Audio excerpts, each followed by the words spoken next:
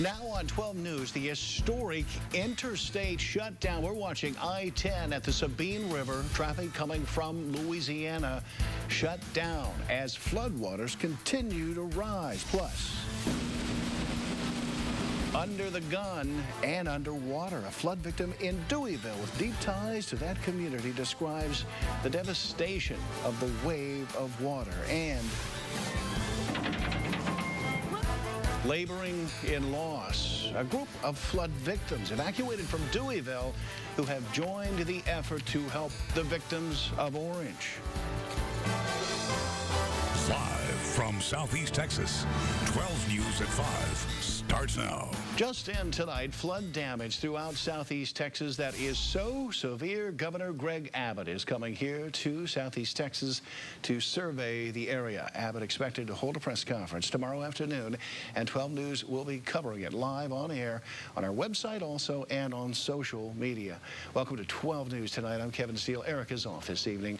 Well, that flood water is creeping closer and closer to Interstate 10 tonight. The Louisiana State Police has closed the westbound lanes of I-10 coming into Texas. This as TxDOT urges you to have an alternate route traveling eastbound on I-10. The agency closed I-10 earlier today. You can still take 10 right now, but that is subject to change at any time. We have 12 News team coverage of the flood threat tonight. Chief Meteorologist Patrick Vaughn has late information on river levels. Reporter Lance Edwards talks with flood victims who become emergency responders in a way. And we'll begin with reporter Destiny McKeever, who shows us why drivers would not be angry if the interstate were to close. Destiny? Yeah, and I managed to speak to plenty drivers coming through here, and they continue to tell me, all of them pretty much saying, if this road is going to close and it protects them from being in harm's way, they don't mind it at all. Here's what we know so far. At 5 a.m., TxDOT said the interstate was shut down in a few hours and everyone would need to start using alternate routes to get into Louisiana.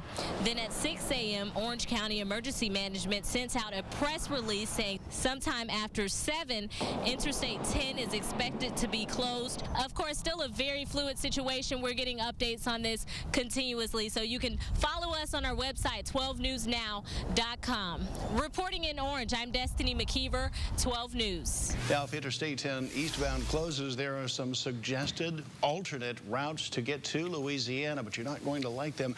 From Beaumont, head up East Tex to Lumberton, then take Highway 96 north to Highway 59.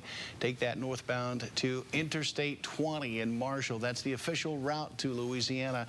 At Shreveport, you can go south on I-49 to Lafayette.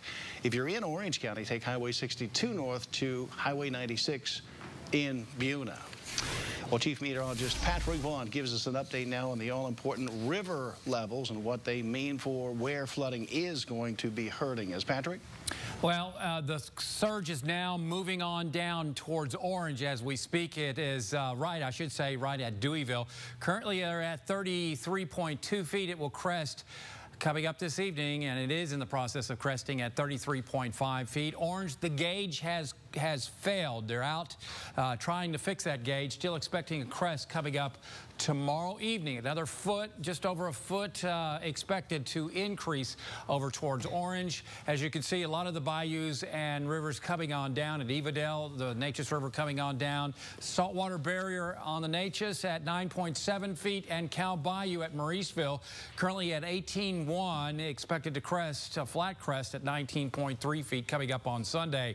Not any good news as far as the weather. It looks like over the next 24 hours we'll see a front move on in, some showers, and then that front will stall over the area, and then we'll move back to the north. But we're expecting a better chance of rain. How much, when, those answers coming up on 12 News. All right, Patrick, thanks very much.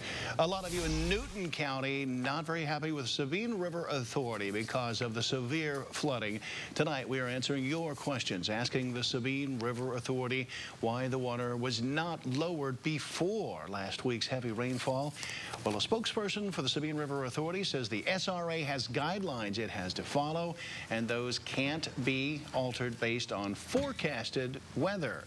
Ann Galassi says the guidelines are designed to protect the infrastructure of the dam. She says twice. She says Toledo Bend Reservoir got twice the usual amount of rainfall. We hope to get more from the SRA going forward, so stay tuned. Communities are rallying together tonight to help their neighbors to protect their property from the flooding. And while 12 News reporter Lance Edwards was out today, he ran into several people helping out, even though they also have lost everything.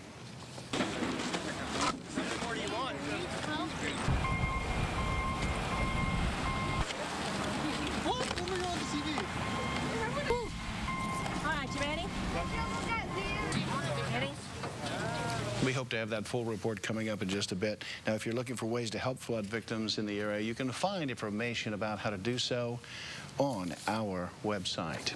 Hey, we have new mandatory evacuations to tell you about today. They've been called for in the Cove area of Orange and in Pinehurst. These are no longer voluntary evacuation zones. You must now evacuate from the Cove and Pinehurst areas for your safety. Take a look at the severe flooding in Deweyville tonight, where mandatory evacuations are still underway today. Power lines and the power plant you just saw underwater. That's not it. Homes under several feet of water, completely ruined. 12 News reporter Ryan Henson just got off a boat trip with the Texas Parks and Wildlife Department. He is going to have much more of this incredible videotape and a heartbreaking tale coming up tonight on 12 News at 6 o'clock. Continuing our flood coverage now, Entergy is keeping a close eye on the rising water and how it may affect power in many communities. As of right now, we're seeing about 50 people with the loss of power in Newton County, and more than 200 water rescues have been made in Deweyville alone. 12 News reporter Ezzy Castro was there today, and she has the story of the new mission for some of these emergency crews. Ezzy? Kevin, local and state agencies are not only doing what they can by helping people evacuate, they are also looking out for looters. A press conference was held earlier today at the Deweyville ISD Administration Building. Newton County Judge Truman Doherty is asking people for patience and prayer as emergency agencies continue to do what they can to help out folks. Jasper Newton Sabine Emergency Management explained that firefighters have been going door to door in Deweyville, making sure people are out safe. However, a few people are still refusing to leave their homes. Today, local and state agencies were back out on State Highway 12 in Deweyville, including Parks and Wildlife patrolling homes. Number one, we want your stuff to still be there when you get back, so we're not going to tolerate anybody, breaking into homes or anything like that. Sheriff Shannon also said that if they find anyone looting, they will deal with that, quote, harshly. Since yesterday, at least 13 people were rescued from the Deweyville area all the way to Trout Creek. In the studio, Ezzy Castro, 12 News. Thanks very much. To help flood victims, the American Red Cross is opening more shelters. In Orange County, the Red Cross has 3 shelters open at the North Orange Baptist Church, the Orange VFW Hall, and the First United Methodist Church. In Newton County, the Burkeville Baptist Church, the First Baptist Church in Newton, the United Christian Fellowship in Newton, and the Bonweir Baptist Church on Highway 190 are shelters. Jasper County, the First Baptist Church in Kirbyville. First Baptist there. The Red Cross will be opening a shelter for evacuees at Lamar University's Montaigne Center as well. Don't go anywhere. 12 News flood coverage continuing right after this break.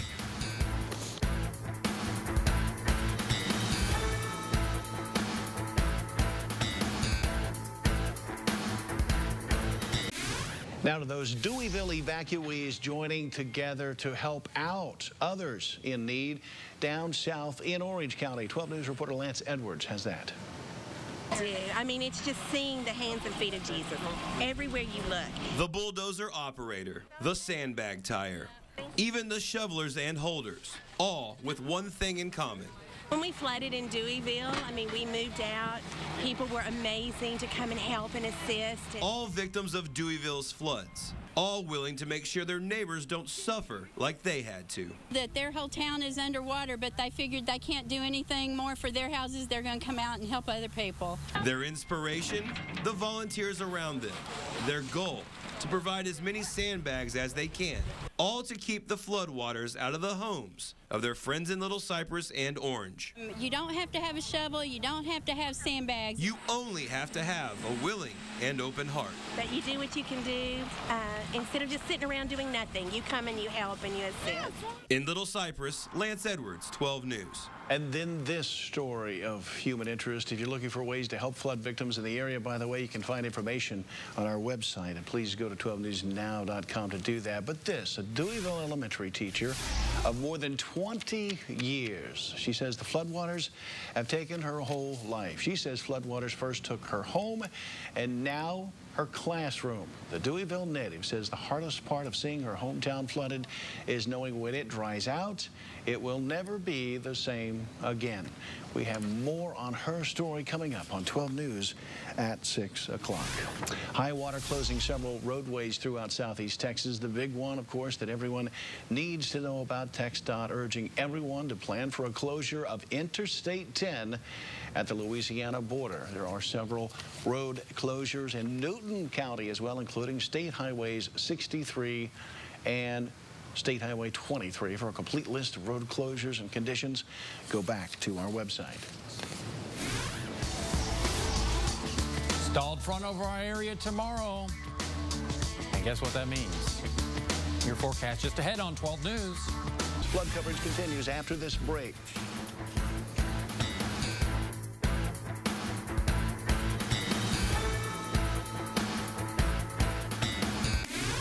Well, the severe flooding we are experiencing right now, heartbreaking for many southeast Texans, but over in Louisiana, no less so. Take a look at the videotape behind me. Resurfacing old heartbreaks. Videotape from Starks, Louisiana, where many are fighting to keep their loved ones buried in low-lying cemeteries. The water literally becoming a problem there. The Calcasieu Coroner's Office reporting 15 to 20 vaults being disturbed in that cemetery. Those that appear in danger are being tagged so they can be retrieved later when the water recedes. We'll take a look at some videotape shot by one of our reporters today, reporter Lance Edwards, with this videotape from Highway 87. And you'll see this at Little Cypress Bayou. Extraordinary tape. 87, a mile north of I-10, north of Orange, of course, and near Little Cypress, where you can see the high waters. This is a problem all over southeast Texas, but certainly in this area. And look at the interest in all of this, as you may have noticed earlier. This videotape shot just about 1 o'clock this afternoon by Lance Edwards, already with 10,000 views. Southeast Texas just can't imagine what is happening all about us. Remember, send us your pictures and videotape so we can show them to more of our neighbors. You can send them in 3 different ways. Email 12news at 12newsnow.com, Facebook at 12newsnow, or if you're on Twitter, tag us by using our handle, that is at 12newsnow. Patrick back in just a moment with a final look at the weather conditions. Here's a live look at Beaumont, courtesy of Cowboy Power Sports, a member of our Medical Center of Southeast Texas SkyCam network.